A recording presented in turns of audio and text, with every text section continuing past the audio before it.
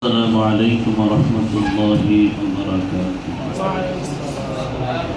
الحمد لله وكفى وسلام على عباده الذين اصطفى خصوصا على إمام الأنبياء وخير الورى وبعد.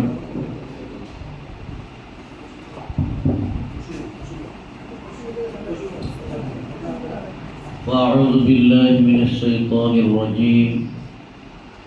بسم الله الرحمن الرحيم.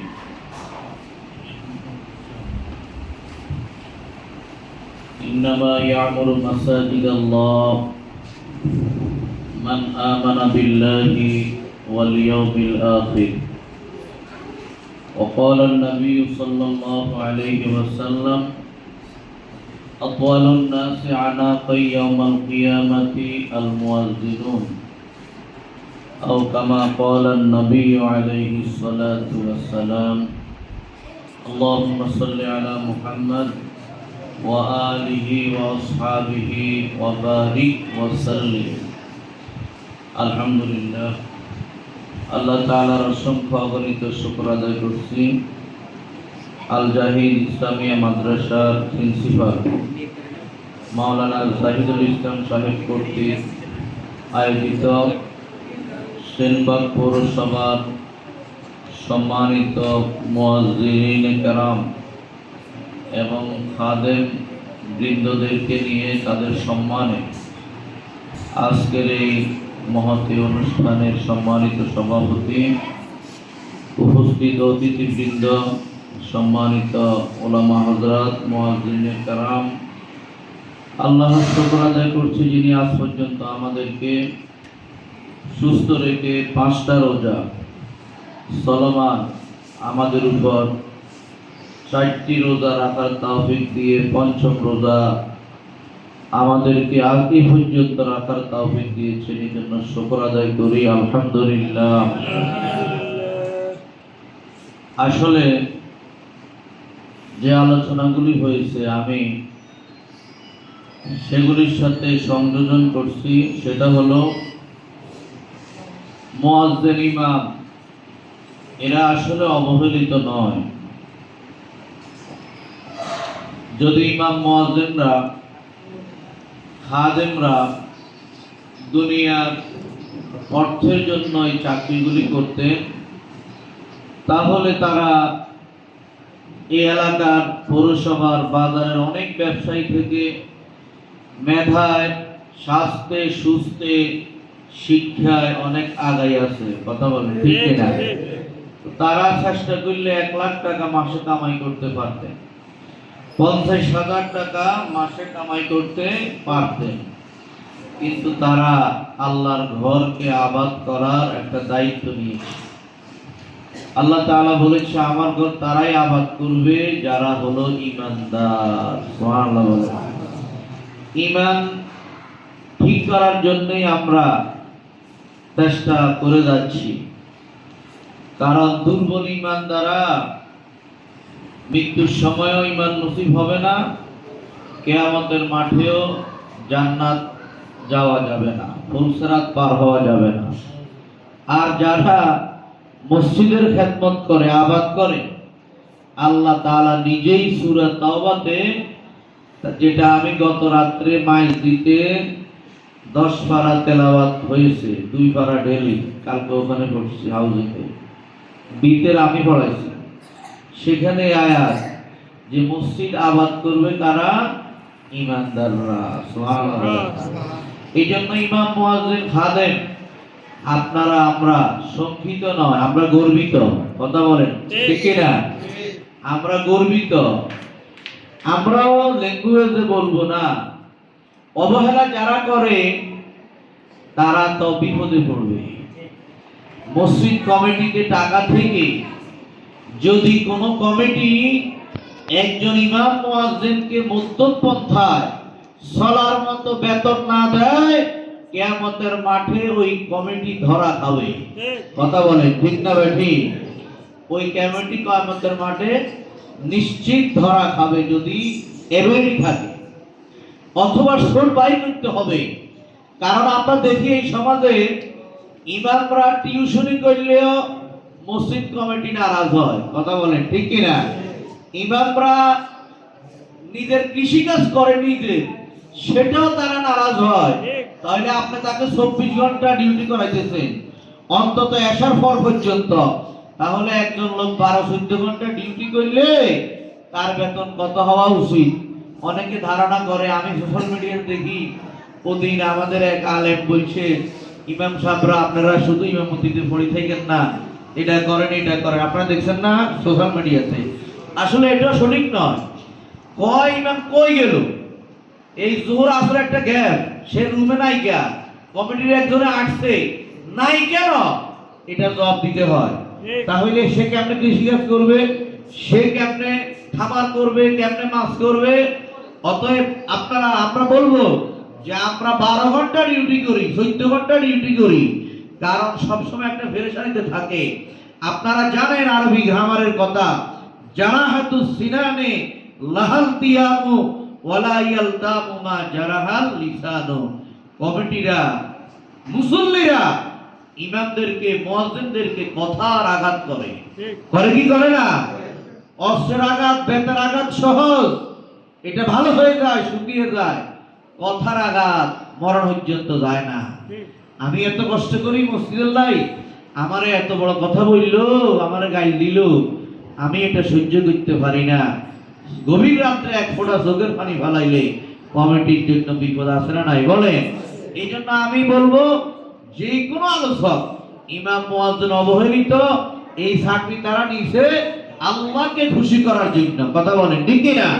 তারা এটা বুঝিয়ে নিছে, তারা ইচ্ছা করলে মসজিদ বানাইতেও পারে, কিন্তু এই জন্য আমরা এই চাকরিটা নিছি। এখন কিছু ভালো মানুষ এই যে আপনাদেরকে একটা গিফট দিবে, হাতিয়ে দিবে, কম হোক বেশ হোক, এটা কোনো অনুগ্রহ নয়, অনুদান নয়, এটা আপনাদেরকে সম্মান দেখাচ্ছে। আলহামদুলিল্লাহ বলেন। হ্যাঁ, এটা হইলো আর সম্মান।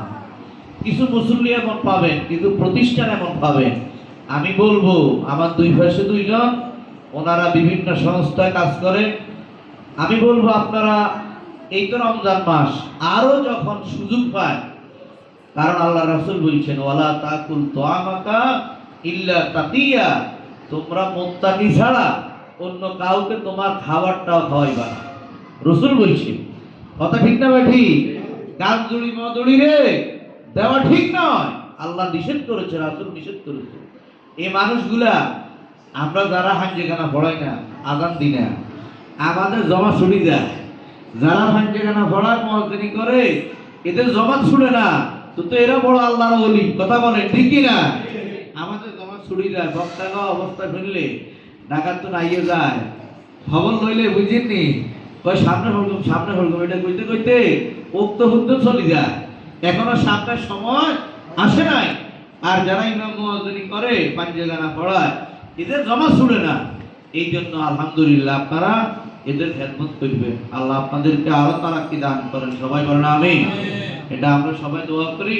সমস্ত এখানে আলেমরা আছে, বিভিন্ন মাদ্রাসার জিম্মেদারও আছে, আপনারা দোয়া করবেন ওনাদের প্রতিষ্ঠান ইনকামের জন্য, যেন ওনারা এই সমস্ত প্রোগ্রাম আরো বেশি বেশি করতে পারে, কথা বলেন ঠিক কিনা? আমরা কেউ এগুলাকে আপনাদেরকে অনুদান দিচ্ছি না, আপনাদেরকে শুধু একটা মত বিনিময়, আপনাদের থেকে দোয়া নেওয়ার জন্য আপনাদেরকে এখানে ডাকা হয়েছে। এই সামান্য হাদিয়া, এটা হতে পারে আগামী বছর বা কয়েক মাস পরে আরো বিশাল আকার হয়ে যাবে, কথা বলে ঠিক না? হ্যাঁ, হইতে পারে, হবে। এই জন্য আমি বলবো আপনারা এই একরামগুলি করবেন, আর আপনারা ইখলাসের সাথে খেদমতগুলি করবেন। ইনশাআল্লাহ বাংলাদেশ আগের মতো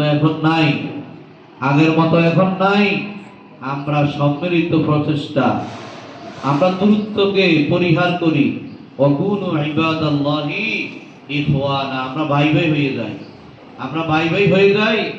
আরে ভাই, আরব দেশের মানুষের মন অত্যন্ত বড়, হিংসা নাই। আমাদের ভারত উপমহাদেশে হইলে হিংসা বেশি, বাংলাদেশ, ভারত, পাকিস্তান, আমরা মাছ খাই বেশি। মাছ হইলো একটা হিংসুক প্রাণী, কথা বলছেন, আপনারা মাইন্ড করবেন না। কারণ মাছে মাছ খায়। মাছে কি খায়? পৃথিবীর কোনো প্রাণী তার স্বজাতীয় বাইরে খায় না। বাঘে বাঘ খায় না, সিংহ সিংহ খায় না, হাতি হাতি খায় না,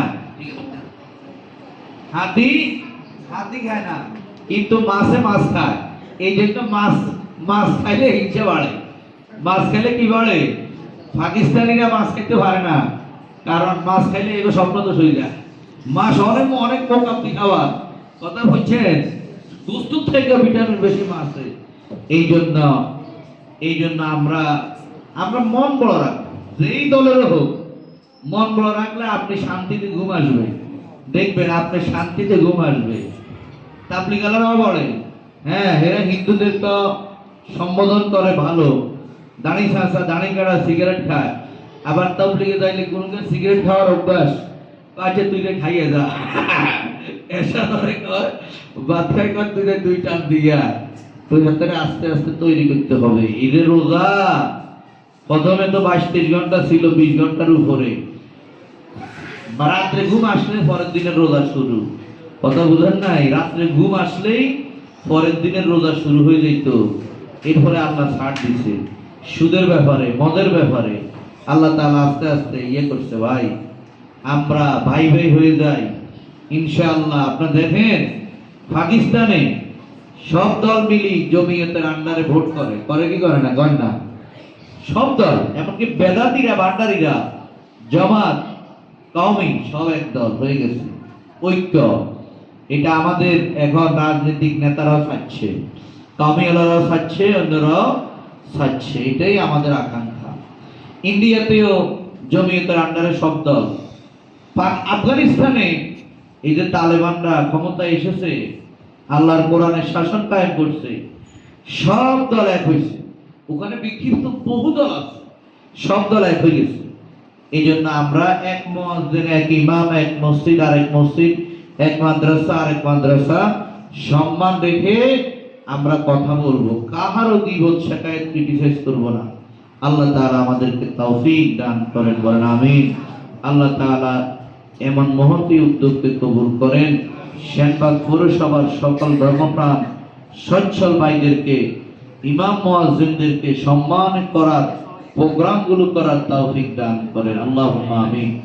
আল্লাহ তাআলা এই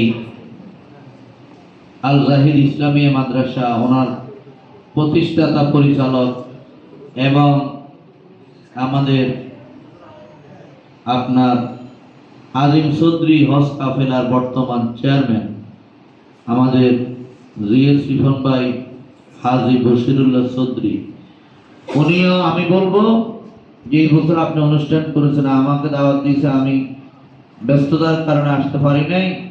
ওনাকেও বলবো যে আপনি আরো অনুষ্ঠান করেন। প্রয়োজনে আপনি হজে যাইয়া আরবের শাইখদেরকে বলেন যে আমার পৌরসভায় মুয়াজ্জিন আছে, খাদেম আছে, ইমাম আছে, আপনি মুয়াজ্জিনদেরকে ভালোবেসেন। আল্লাহ নবীও ভালোবাসতো। নবীজি বলেছেন, ক্বালা রাসূলুল্লাহ সাল্লাল্লাহু আলাইহি ওয়াসাল্লাম, আতওয়ালুন নাসি আনাকা ইয়াউমাল কিয়ামাতি আল মুয়াজ্জিনুন। কিয়ামতের মাঠে সবচেয়ে উঁচা গর্দান হবে মুয়াজ্জিনদের। সুবহানাল্লাহ বলেন না? এ ভাই, গলা উঁচা হবে মানে কি ওটের মতো গলা হবে নাকি? না, সম্মান। হাদিসের ব্যাখ্যা হলো কি, সবচাইতে বেশি সম্মান হবে মুয়াজ্জিনদের। তো আপনি বলেন, একজন সাহিত্যে বলেন যে আপনি একটু ওদেরকে হাদিয়ে দেন আমার মাধ্যমে, আমি ভিডিও করে আপনাকে ভাড়া দিব। দেখবেন হাতে যদি আমরা 5,000 রিয়াল দিয়ে দেয় তো তো কাম হয়েছে। কথা বলছেন আপনারা? এক মুয়াজ্জিনকে 2-3 হাজার টাকা করে হাদিয়ে দেওয়া যাবে, করলে পারে। আমি করলেও পারবো, আপনি করলেও পারবেন ইনশাআল্লাহ। আমরা ওনাদেরকে বলবো, ওনারা যেহেতু ফিরে আসতেছে, একটা অভিজ্ঞতা হয়েছে বিভিন্ন কল্যাণমূলক কাজ করার, আপনারা আরো চেষ্টা করেন যেন দেখেন। তো আমি তো বলছি, এই বাজারে এমন ব্যবসায়ী আছে, এই ইমামের এক আঙ্গুলের বুদ্ধি রাখে না, মাসে কিন্তু 50,000 টাকা কামায়। তো হীরা মসজিদ নিফড়ি হয়েছে কেন? নত এগুলো বন্ধই দেবে ভাই। ইমাম বুখারীর দেশ তাজিকিস্তান, কি অবস্থা? ফিরিছে উলঙ্গ। ইমাম মুসলিমের দেশ উলঙ্গ। ও আল্লাহ, কিন্তু বাংলাদেশ দাঁড়াই টুপি মুসলিম মাদ্রাসায় ভরা। কেন? এখানে একদল আল্লাহ দ্বীনের দরজ তাদরিসের জন্য, মসজিদ আবাদের জন্য, নামাজ পড়াইবার জন্য, আযান দেওয়ার জন্য, খানকা কায়েম করার জন্য মাদ্রাসা প্রতিষ্ঠা একদল লাগিয়েছে। সুবহানাল্লাহ বলেন না? এই জন্য ওই দেশে সেটা নাই। এই জন্য ইমাম বুখারীর দেশের করুণ অবস্থা দেখেন, নেটে সার্চ দেয় তাজিকিস্তান, দেখবেন মেয়েরা গেঞ্জি গাঞ্জি জিন্সের প্যান্ট পিঁধি ঘুরে, যে ইমাম বুখারীর দোয়াই নিয়ে আহলে হাদিস সহ তারা আমাদেরকে ধিক্কার দেয়।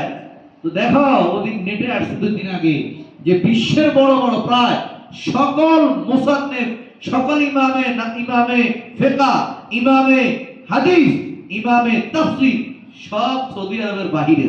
সুবহানাল্লাহ বলেন না? ম্যাক্সিমাম 1% আরব দেশে নাই, সিয়াসিত্তার একজন আরব দেশের নাই, সিয়াসিত্তার একজনও কি আরব দেশের নাই। কেন? এই বাহিরের দেশের মানুষগুলি ব্যবসা বাণিজ্য ছেড়ে দ্বীনের কাজকে প্রাধান্য দিচ্ছে। এই জন্য এগুলা চমকে দিচ্ছে ওই যুগ থেকে, আগ থেকে। এই জন্য আপনারা এগুলো আরো করবেন। তো আমি বলতেছিলাম এই ইমাম বহু কিছু করতে পারে, মুয়াজ্জিন বহু কিছু করতে পারে, অন্তত বিদেশ যাক না, মাসে 50,000 তো পাঠাইতে পারে। যায় না, যাইতে পারে। এতে এখন ডুবের বিষয় হয়েছে, 2-2.5 লাখ ট্রেনে ডুবে যাওয়া যাবে। তারপরেও তারা মসজিদ মাদ্রাসা নিয়ে পড়েই থাকবে। দরকার, এটা কতটা দরকার।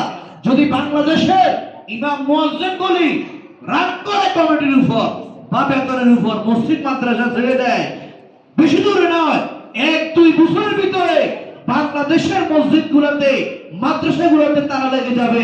রাস্তাঘাটে ল্যাংটা মেয়েরা, মুসলমানের মেয়েরা বের হবে। কথা বলে ঠিক না? ল্যাংটা 1-2 বছরের ব্যবধানে। আলহামদুলিল্লাহ, আপনারা অবহেলিত নয়, আপনারা সম্মানিত। আপনারা হলেন সম্মানিত। আল্লাহ তাআলা আপনাদের এই খেদমতগুলোকে কবুল করেন। ওমা আলাইনা ইল্লাল বালাগ ওয়া আখির দাওয়ানা আলহামদুলিল্লাহি রাব্বিল আলামিন। আসসালামু আলাইকুম ওয়া রাহমাতুল্লাহি ওয়া বারাকাতুহু।